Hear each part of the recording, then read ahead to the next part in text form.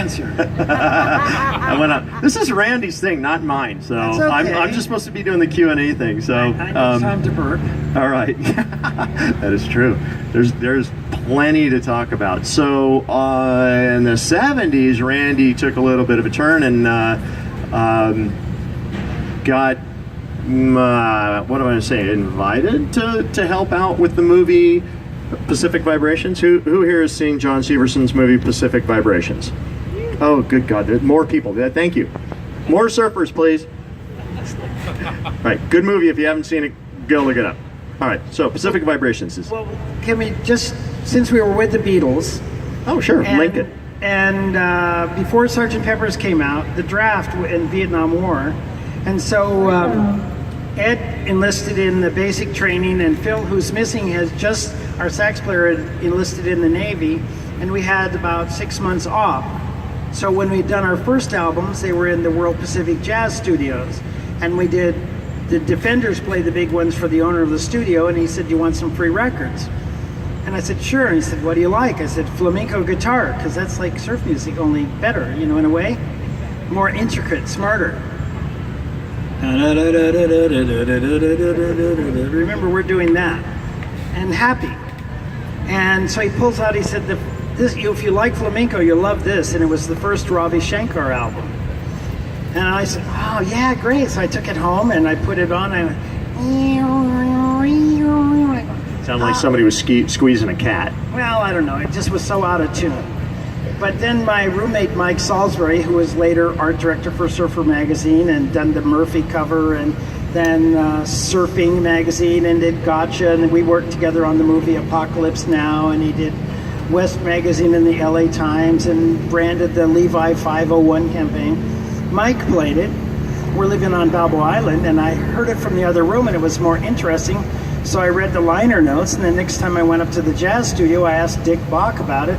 He said, "Well, ask Ravi when he gets here in January." So when Ravi came, I asked him a bunch of questions about it. And he said, "Oh, you have too many questions. If you must know, you must come to India." So when the draft came and we had 6 months off, I just went to India, and I happened to arrive at the same time that George Harrison was there for a 6-week layoff around just before Sgt. Pepper's, and he and I were both Ravi's guests at the time, and George and I became friends. We were the only honky guys in the room, and we stayed friends until he passed on. Is that what they call Americans in India, honkies? Yes. I love it. All right. So, show of hands. Who here knows what a sitar is? Yeah. No. See, now these are music fans. There we go. Yeah. So George and I stayed friends, and I introduced him to Bob Dylan, and so I have the George Harrison album, is All Things Must Pass. They sent me a platinum album, and in New Zealand they put my little drop picture of me on the Sgt. Pepper's album there as just sort of a friendly gesture. And so that's our kind of Beatle relationship, stayed going forever and ever, and I'm still friends with his older sister Louise, who's 78 now and lives in Branson, Missouri. Can you imagine being a British person living in Branson, Missouri? But Technically, then you are a honky.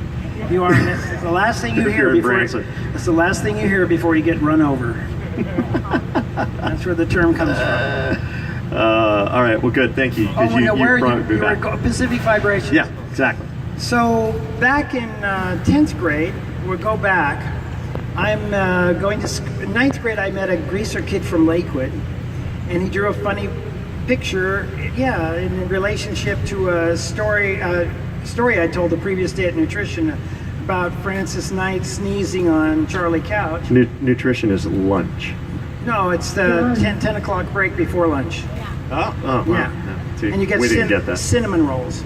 So I figured he wanted to be my friend, and he knew how to toe shine shoes like a really good greaser. I asked him to teach me how to toe shine shoes, and he sort of rolled back on his heels like I wanted the keys to the kingdom, the secret mojo of Vato. Ese Vato, man. He said, "What do you do for me, man?" And I thought, "Oh, I'll teach you how to surf."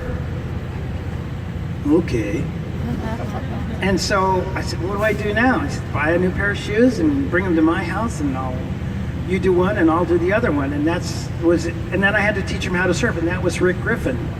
So to get him off my board, I had to get him his own board. So we did some illustrations on Bing Copeland's Surfboards by Bing, Bing surfboards. And I asked Bing for a deal for Rick, and Bing said no. So I'm like 14 years old. I marched him up the street to Pier Avenue to Greg Knoll's shop, and I hustled Greg for a deal. And Rick did a lot of stuff for Greg Knoll. And then we went surfing at Huntington Beach, and the Huntington Pier was a hard place to surf because they didn't have leashes. If you lost your board, you could die, and break your board. So we're kind of like tenuous waxing up, and there's this local guy takes off and rides in. Somebody goes, well, there goes Murphy. And a few rides, oh, there goes Murphy. So we never met this guy, but on the way home, we started thinking about Murphy as this ultimate surfer guy, and we started drawing a cartoon story of Murphy and the Huntington Beach Surf Contest. And so when John Severson came to our high school in 10th grade at Narbonne High School, same school that Quentin Tarantino graduated from, and Bo Derek, the Perfect 10, she went to Narbonne too. He showed his movie, and after his movie, I took this 3-ring binder notebook with 60 pencil drawings and showed them to John, and John liked them. And so I said, do you want to meet my friend? So I brought Rick down and introduced him. And about a year later, Severson started Surfer Magazine, and Murphy in the Surf Contest, those 60 drawings, Rick redrew in a couple issues of the first early Surfer magazines.